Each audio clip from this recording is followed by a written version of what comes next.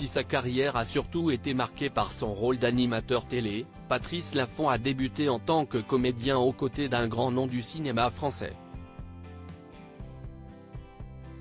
Connu pour son franc-parler, il n'a pas sa langue dans sa poche lorsqu'il s'agit d'évoquer cette période.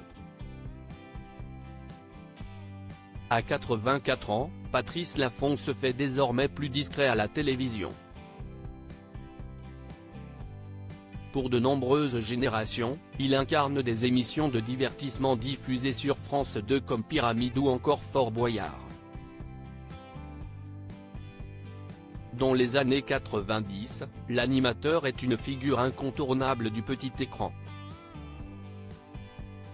Avant cela, en 1972, il était sorti de l'ombre en présentant des chiffres et des lettres.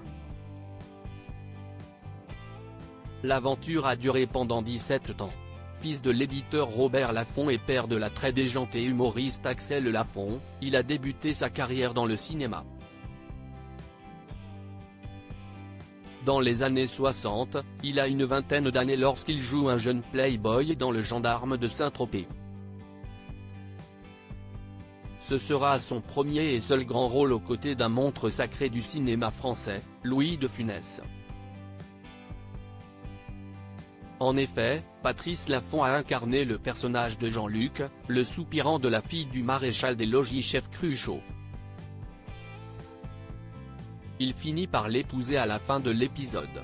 Mais le jeune comédien restera sur le carreau pour la suite de la saga des gendarmes et ne fera pas partie du casting des autres épisodes.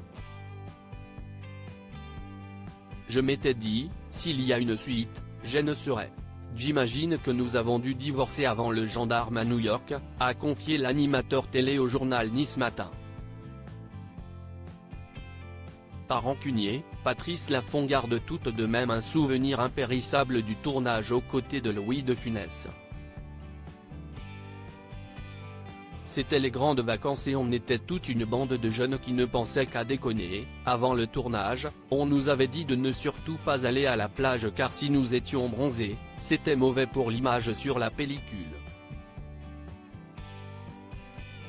Et bien sûr, le premier jour de tournage, on était noirs. On s'est fait cartonner par le directeur de production, s'est rappelé Patrice Laffont. Patrice Laffont snobé par Louis de Funès dans les colonnes de Nice Matin, l'ex-animateur télé a évoqué Louis de Funès qui incarnait son beau-père.